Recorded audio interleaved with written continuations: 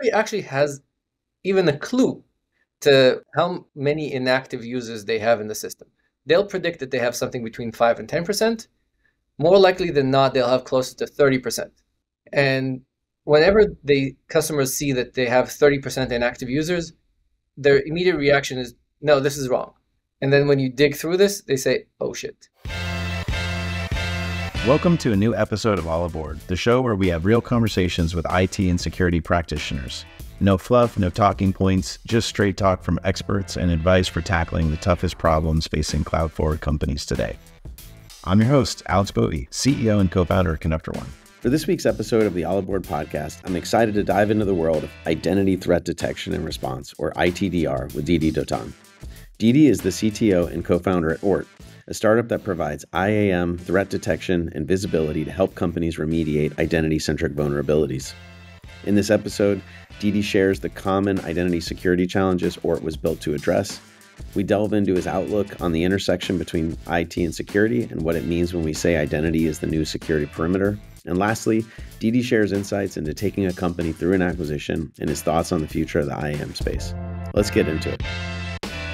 Didi, thanks for joining me today. I really appreciate it. I'm super excited to chat with you about all things identity threat detection and response. Yes. Before we get into it, maybe you could just do a quick intro, tell our listeners a little bit about yourself, who you are, where you're coming from. Yes. I'm Didi. I'm the CTO at Oort. It's an identity threat detection response company. It's actually a little bit more all things identity to be kind of the ITDR was the first offering from the company. And I think these are my last few days as the CTO at Oort because, as it was announced, we're being acquired by Cisco. A close is imminent. Before that, I used to build startups for Cisco, so it's a little bit of a homecoming for me. I built 3 startups for Cisco. One of them is SecureXile, and that's how everybody that downloads any patch to their firewall or something similar to that logs into. And prior to that, I was chief architect of identity at RSA. A little bit of an identity company, moved to the US post-breach, and before that, I was in the IDF like all other good Israelis, but I was never an 8200. So that's kind of my little spiel. My wife was at 8200. You've done all the right moves. You started a cybersecurity company as an Israeli. That's very on brand. I also love the fact that you got like a Godfather moment here where every time you try to leave, they bring you back in. So you're going back to the Cisco mothership. Yes. Exactly. So it's been a fun ride. It's great to have a notable exit. Yeah.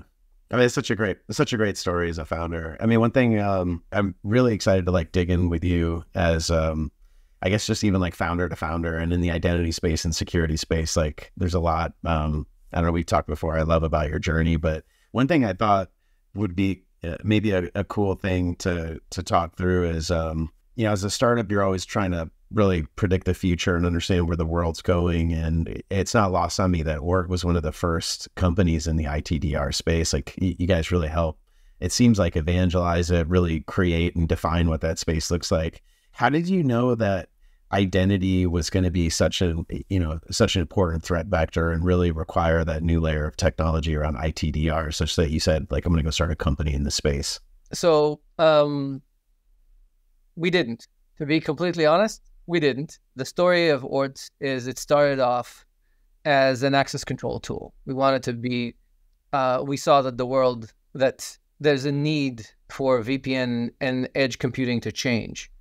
Matt was in the Cisco edge compute space, and he decided to build a company in that space. I wanted to join him because I was working on an edge compute solution for Cisco at the time. We really thought that this is something that's going to work. And then when we started talking to companies, we really quickly saw that identity is a bigger problem for them than access control. And then I told Matt, listen, when I did identity for Cisco, we found a big gap. And that big gap was we were using Okta and Duo for our access control, but there wasn't a SIEM. Basically, we built a firewall for our world, but there was no SIEM equivalent to that. And the SIEM tools were just not ready for identity, and they were not built to do the identity investigation. I'll give you a quick example. When we initially rolled out our solution, I said, I don't trust these Palo Alto guys. or those checkpoint guys. All these Israelis are always shady. Let's make sure that they're not logging into our solution by some fake company. And what we did was run analysis on IP addresses to see if somebody actually even once used a checkpoint address. And then since then, the whole account was tainted. And there was nothing like this that we could get off the shelf. We wanted to do posture analysis. We were running migrations from an old IDP to a new IDP. And people stuck around with the old IDP. And we didn't have metrics of why they're there. It took weeks to run these reports. And by the time we were showing these reports to the board, none of these were relevant. And we discovered that this whole identity space lacks visibility, analytics, in actual SIM-like controls, any ability to investigate. So I told Matt, hey, let's run a side-by-side analysis. Let's give a fake, we called it Fort, fake Oort.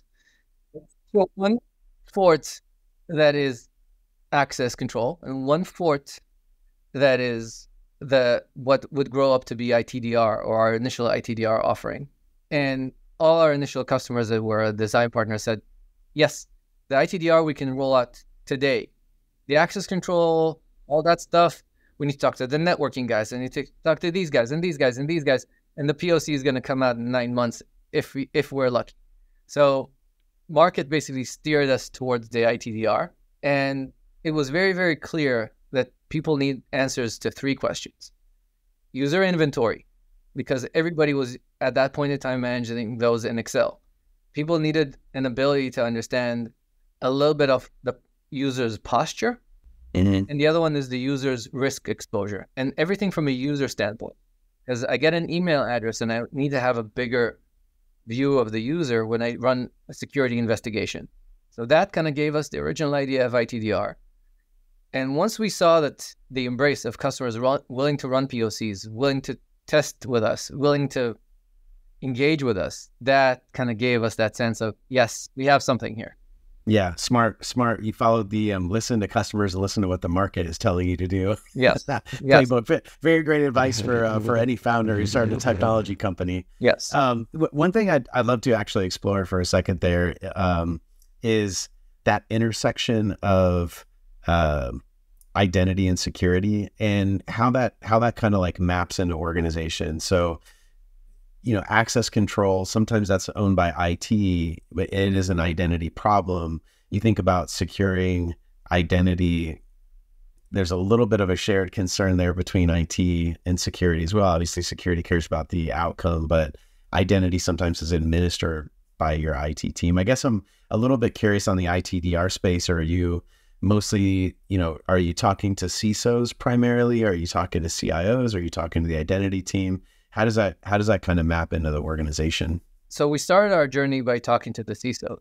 And as we were honing our tools to kind of do a better selling job, we saw that the CISO can talk about things, but a lot of times they can't take action.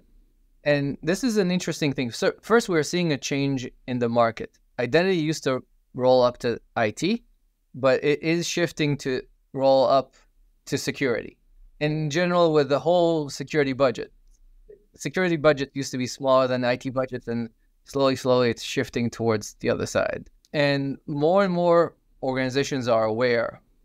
There's 2 actually really interesting trends. One is the trend that IT is losing control, or at least maybe the hands, but security dictates the policy and needs to get visibility into the policy. And this is where we come in, because we speak the security language. We translate the identity knowledge into security language. So the more advanced IT or identity owners, they really love our tool, because they say, you know what? Here's me talking to the security people in a very clear way. Rather than try that every time there's an investigation, somebody needs to call me. We give them a dashboard. We tell them, go to Oort. If Oort doesn't give you everything you need, come back and talk to us. And most of the time, they don't. The other shift is, I think, an interesting unification between SIAM and IAM, because we're seeing more and more of the fact that people are looking at Oort and say, but you can pick up fraud detection. How about you pick up my SIAM too? Because more and more the IAM person now starts to own SIAM. It used to be the responsibility of the application owners, but the application owners don't care enough about security. They're even more detached than IT about caring about security. And IAM is the gateway to the world, and that's why you'll see it more and more becoming the concern. The SIAM and IAM becoming the concern of the security team. That makes a lot of sense. The convergence of those IT and security concerns is something that, yeah, we see it as well. I think it's a super interesting trend. It's almost as if identity is the new security perimeter. It is. It's at the risk of being a little tropey, I do think it's pretty spot on. It seems like it's playing out in the market in terms of like organizational dynamics, to your point. Yes. Because your ability to actually govern anything besides identity is going away faster and faster. Your ability to own your engineering team, more and more companies are going over 50% contract. Interesting. Most of us as founders probably have our inboxes full of every contractor vendor in the world pinging us and say, hey, can you get a cheap team? How about you get a cheap team? And I'm guessing that that energy is spent because somebody's buying. It's a good point. Yeah. I mean, I would assume so, because to your point, I get 5 of those emails every day. Absolutely. Yeah. Maybe we could dig a little bit deeper on just some of the value props around ITDR, because it is, I think, in some ways still a new space, like where I think a lot of people are hearing about these use cases and triangulating that to like, oh, I have this pain. I understand like how that solution would help me. Can you, maybe without disclosing like confidential information, describe like what's maybe an interesting sort of threat detection scenario that you've either helped a customer with, or maybe is there something that, you just see as like a prolific sort of threat or risk that you see in almost all your customers or deployments? Anything you can kind of share there around some of the use case details? So I'll start with what I like to call the boring stuff. If you think of things that actually sell in security, it's always the stuff that by the time I finish describing, it puts half the audience to sleep. So the thing that almost every company that we've talked to has, not almost, every single company that we talk to, and this is a funny conversation because I was talking to Matt about this when we were rolling this out, is the inactive users. I said, nobody actually has even a clue to how many inactive users they have in the system. They'll predict that they have something between 5 and 10%. More likely than not, they'll have close to 30%. And whenever the customers see that they have 30% inactive users, their immediate reaction is, no, this is wrong. And then when you dig through this, they say, oh shit. Everybody has an oh shit moment of, oh shit, we forgot to delete all these contractors that we had. These were SOW guys and they've never been deleted and everybody forgot about them. Or, oh crap, HCL changed the contractors from underneath us and we haven't changed the IDs, we haven't deleted the old ones. So the inactive users is like number one, because everybody assumes that they know that they have the numbers. Nobody has the right numbers. And by the way, this is a little bit of cheating. This is something that everybody tries to do through their SIM, and everybody fails miserably through their SIM. Second, MFA coverage. If you've ever looked at conditional access, oh my God, that thing gives me a headache just looking at it. And because of that, everybody underpredicts their MFA coverage. Everybody assumes that they're at 100% coverage. Everybody discovers massive gaps in their MFA coverage. And it's always in the places nobody wants to know. We've seen organizations where the general counsel was using SMS as the only person that they had a specific exception in Okta to allow them to use SMS is they're sharing credentials with their admin, things like that. And they don't want to, it's stuff that sometimes you have this feeling that the customer would actually rather not see some of the stuff. So the boring stuff is almost always the seller. Then there's one of our newer sellers is the private VPN coverage. Almost everybody, especially with Google VPN coming as a default on Pixels and Apple doing their personal VPN solution, Trusted Relay, I think it's called, but I'm not an Apple user. Basically, those two make half the phones invisible to firewalls. And every security admin basically says, I need to tell people not to turn them on or make the MDM. Chasing this and educating the market about that is another big one. And last but not least is credential sharing. And what I jokingly say is that credential sharing and session hijacking are exactly the same thing. One is just voluntary and one is involuntary. And both of them need to be treated the same way. It's credential sharing. And because our modeling deals with credential sharing the same way, we do give UXs to say, oh, this is session hijacking, this is not it. But in reality, we track credential sharing and we tell you if credential sharing is happening. And now some of our customers want us to tune this to say, you know what, there's some levels of acceptable credential sharing in our organization, like an SVP sharing credentials with their admin. But longer term, there's going to be changes as they educate the market. But credential sharing is probably another one that in almost every organization, after we do that little education that I just did, they understand that they need to track both cases. I mean, I kind of love, I love your little analogy, like session hijacking is the same as credential sharing, one's just voluntary.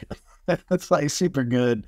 That's a really good one. I have to remember that. Actually, before we move on, one thing that really resonates with me is just the meat and potatoes of it, you know, the kind of the boring stuff. I think it's such an underappreciated just commentary in general. And I think in security, sometimes it feels like everyone's so focused on the sizzle or the crazy detection of these like really obscure scenarios or whatever it might be from a threat perspective. But a lot of times, I mean, I see this, it sounds like you guys see this as well. It's like, it's the basics that are really hard. And if you could just get good at the basics, like that's your 95% problem, and really focus on that initially. So that hits home with me. I guess on that note, to push it forward a little bit from a threat detection standpoint, you know, it sounds like there are kind of the meat and potatoes pieces. I'm guessing there's also more advanced kind of detection scenarios and more complicated things.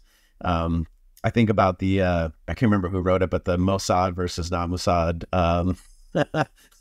post, like, you know, how do you kind of balance on the detection side, you know, that need to do like, you know, double black diamond sort of advanced detections, or kind of mix a human into that mix sometimes. I guess, do you guys think about that? Do you do that more advanced modeling? Is that something that you guys are concerned with? So I'll take you back to the boring for a sec and then go back to the more advanced, because it's a little bit of a journey through this. So whenever we talk to customers and prospects, they'll tell us, can you do what I like to call circumcising the mosquito? Can you find if a specific permission is not available with that? And we say, how about we connect to your system rather than try to find the minutia of prediction? Let's make sure that the fact that probably 80% of who has access to your Salesforce is not using it and taking that away. Let's start with that, because this is easily explainable. Explainable is the keyword. This is easily explainable, easily doable, and actionable. So every detection that we want to do needs to qualify through explainable and actionable. Because if people cannot understand what this detection means, it's a problem. If they can't reproduce it in their own minds, it becomes unreliable for them. And if it's not actionable, do this, like kill all sessions at the end, do all these things at the end. Again, they'll tell us, you told me I have a problem, but you haven't given me a solution. So all our detections need to go through those metrics. Very much like that simple to explain case of, let's see who has access that they're not using and finish with that problem before you go into the minutia. It's the same thing with the detections. Let's start with the big problems, because Impossible Traveler done right is a very valuable tool. And we've invested a lot to make Impossible Traveler explainable. So you can't say, no, I'm using this VPN and that's why you're seeing Impossible Traveler. No, I'm using this ISP, it's causing these problems. Our rule of thumb for detection is less than 5-to-1 false positive ratio, and make it very clear to people why this fired and what they need to do at the tail end of that. That makes a lot of sense. And beyond that, we do have detections that we run through ML models. I have a PhD in epidemiology, and I built models, so we don't use the generic off-the-shelf AWS model that says, oh, look, throw IP addresses at me and I'll come back and tell you, flag things for you. No, we kind of build a very specific things, my head of data science, Alex, and we run those on the data on a daily basis. And then we run through the explainability model. And then we talk to our customers and say, specifically like let's call it the design partners, and run them by what we are saying. And if they can understand it, then we say, maybe now it's time to productize this. So this is a little bit of through our development process is we kind of have a lot of detections that are not exposed through the product, but are exposed through the data science team. We run through an explainability exercise with people that we see these outcomes on. And as we explain it to them and we have that conversation, we see how that works, then we decided that we need to productize. I love the pipeline and sort of the test-driven, explainability-centric thinking around that. That makes a lot of sense to me. As someone who, in a previous life, built a impossible travel detection scenario model, everything you said about that makes a lot of sense. And it's kind of funny too, because it's always the thing. It was the sizzly thing. It's like the thing people kind of like to think about, and it was like a little bit, maybe a little bit sexy, but at this particular company, we didn't have it dialed in. It was a very noisy model. And at the end of the day, I think to your point, like meat and potatoes, guys, meat and potatoes. Exactly.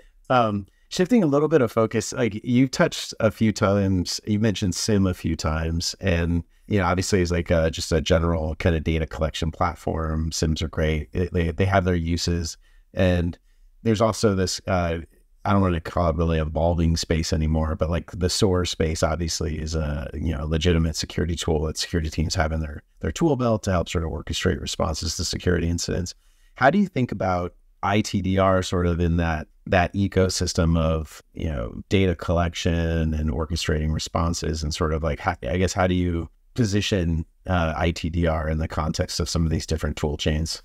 So let's start with what's wrong with SIM. If I need to have one message resonate through this conversation, is SIM is not a be-all, end-all solution. So again, I'm going to use the fact that I'm old. And I remember the iterations of the SIMs. So I used to work for RSA when we had Envision.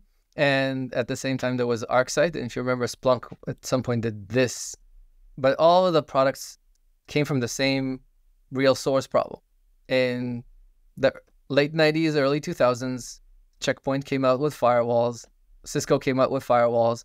And those belong to the networking guys. And when the security guys said, I want to take a look at what the firewall is doing, the networking guys flipped them the finger. And at some point, somebody convinced somebody that, point the syslog to something. It can take a look at the firewall logs, because you're not retaining firewall logs for enough time. And all SIM products, Splunk, ArcSight, Exabeam, all are based on the fact that you have telemetry that's coming from machines, firewalls, endpoint detection tools, EDR tools. And those are very ADD. Those blast tons of information, and everything needs to have a fast correlation in almost real time. And everything in that system is geared towards that. It's to see an event, correlate it with an event. People are slow. People are not machines. To see a person-based attack, be it phishing attack, a spear phishing attack, a targeted attack for MFA kind of storming, even the call to support and pretend that I'm you and try to hijack your FIDO key. All these things are slow. They're very, very slow. And inactivity is even more hard to detect in a system that's geared towards detection of activity. So you needed a new tool in the system that's geared towards slow and geared towards longer states and geared towards, and now those detections need to come back into that ADD system. So we emit information into the SIM because eventually it needs to be in the SOC platform that somebody needs to take a look at a console and see the alerts. So we talk to those systems. But I think as you touched on the SOAR systems, we have integrated through webhooks to both Tines and Okta workflows. We're probably going to productize the work with Okta workflows at some point. But we will productize with SOAR tools that action. When it's a clear action of what needs to happen to remediate, then I think it's a really good tie-in with our tool. Beacon and alert, it needs to fall into the process of the existing user, because most of the time we're going to go back into boring land because everybody's SOC 2 and FedRAMP. They need to have a ticket associated with the event. So more likely than not, you need to open a ticket that has automation around it. And probably some of it is to emit into the SIM and related actions. Does that make sense? It does, yeah. I mean, also just, I don't think you said this explicitly, but I think there's something to be said for kind of like the purpose-built. I mean, you said it implicitly, effectively, but it's like the purpose-built aspect of what you're doing. It's like the data model is an identity. You know, there's attributes associated with identity. That's a very purpose-built system geared towards that versus, to your point, kind of like a system that was geared towards effectively collecting digital exhaust off of firewalls. Exactly. And also, there's another thing when you talk about this, the purpose-built. We have a philosophy in Oort. And I'm of the fact that you need a throat to choke and a nest to kick. And that needs to be a person. And a service account cannot belong to Limbo. A device cannot belong to Limbo. It needs an actual person that owns it. And then somebody says, but it's a team. I said, somebody heads the team, right? I don't care. You need a name to blame when this gets hacked, this gets breached, this has a problem. And the SIMs and SOAR tools are not thinking holistically. There's also another interesting aspect of this. And you'll hear me talk about this a lot. We talked about it a little bit in Vegas. I'm a big fan of the batteries included model. Microsoft will tell you, hey, yes, you can build this yourself. It's really easy if you're Bank of America and you have a team of 300 people dealing with identity. So 2 of them build SIM rules, that's a rounding error. If I'm even a company the size of Okta, not to talk about smaller companies, but even think of a company the size of Okta and you look at their resources, they don't have the resources to put on everybody to build every detection on everything because those resources are limited. They have 5 SOC analysts. Would they rather buy a tool that just automates some of those actions, like the boring stuff? Trigger it, look at for inactive users, ping the manager and tell them, hey, your employee is not working. How about you either call them or delete them? Or, hey, half your team is not using MFA. How about you take care of that? Offloading some of those headaches from the teams is worth the price of admission for products like Oort. Yeah, that makes absolutely. The other piece too, that's not lost on me, is the expertise aspect of it. I mean, you just talked about how refining the models is like a process, you know, it's like a data science process. It's not just like a go plug this open source rule that you found in some random repository into your SIM to do the detection. You're just going to get noise out of it. It's not going to actually be that meaningful. So yeah, that all makes sense. How do you find most companies get started with Oort? Are they focus on their IDP first? Are there some systems that are more important than others, or are folks sensitive about particular applications more so than others? Like, what does that sort of look like? So in Oort, we've seen that our inbounds or easily accessible outbounds are somebody that had an incident or close to incident. Sometimes it's not even like everybody, when somebody thinks of an incident, everybody thinks, oh, they got breached. No, a lot of times they had even minor problems of they hired somebody and suddenly they don't show up to meetings and they discover that they outsourced their job to another team, or that they had somebody call support. Speaking of the voluntary credential sharing, somebody called support and said they need to reset the password, and somebody says, but you're not that person. Oops. A lot of times it's simple things like that they say, we need to have something that deals with this problem. And as soon as they have that and they connect to the IDP, it kind of, the product sells itself from that point, especially with somebody that had, let's call it a cringe-worthy event, because sometimes it's not even a bad incident. Sometimes it's discovering that guest accounts with Azure have not been dealt with correctly, and there's more of them than your actual user. The oh shit moment I feel bad of selling to somebody that had an oh shit moment. I prefer the cringe-worthy moment of, oh, This shouldn't be here. Oh, that's not good. I really shouldn't have happened. That shouldn't have happened. Yeah, it makes a lot of sense. Where do you, so Oort's becoming a part of Cisco. Where are you, what are you excited for in terms of ITDR? Like, what does the world look like 5 years from now? How do you sort of see things evolving? I think it was one of the big analyst companies that they claim that ITDR will be consolidated into some other identity platform. I think it's the right thing to do, because I think that the ITDR for us was always the initial offering as part of ITDR that's supposed to be part of ISPM, the posture management, which should also include IGA to some level, which should include a lot of the, I call it the IDP automation. Eventually, some of these things need to fall in either into the security tool sets, like the CrowdStrike of the world, or should fall into the IDP space, being the Oktas, the Azures, the Duos, the Jump Clouds of the world. And by the way, I'm very, very excited that Auth0 being acquired by Okta basically made everybody see that you need that unified SIAM IAM product. And you can see companies like Stitch and Frontegg kind of coming up and saying, yeah, you need to replace your infrastructure because your old infrastructure was not a good fit. So I think IAM will shift into that unified SIAM, IAM, IGA, batteries included model longer term. And I hope it will be an interesting time. Yeah. I mean, for one thing I love is that one thing I love about identity is that there is no lack of opportunity to innovate. It's such a big space. There's so many interesting angles to it. To your point, I think there's platform consolidation, there's breadth, there's these different elements of kind of SIAM and workforce identity and machine. We don't even talk about machine identity, you know, all that good stuff. And I think there's just such an opportunity there. It's going to be an exciting, it's going to be exciting next 10 years. I agree. I'm looking at, for example, even when I like to get my excitement from zooming in on a specific problem. When I look at products like yours, compared to the Avexas and the SailPoint of the world, I say, man, this is doing it right. How did they get it wrong?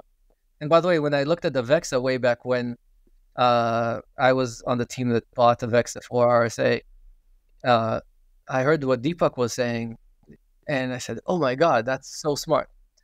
And 10 years later, you know, with software, 10 years is a millennia, and you say, oh, here's how it needs to be done for the cloud. Here's how it needs to do to where the puck is going.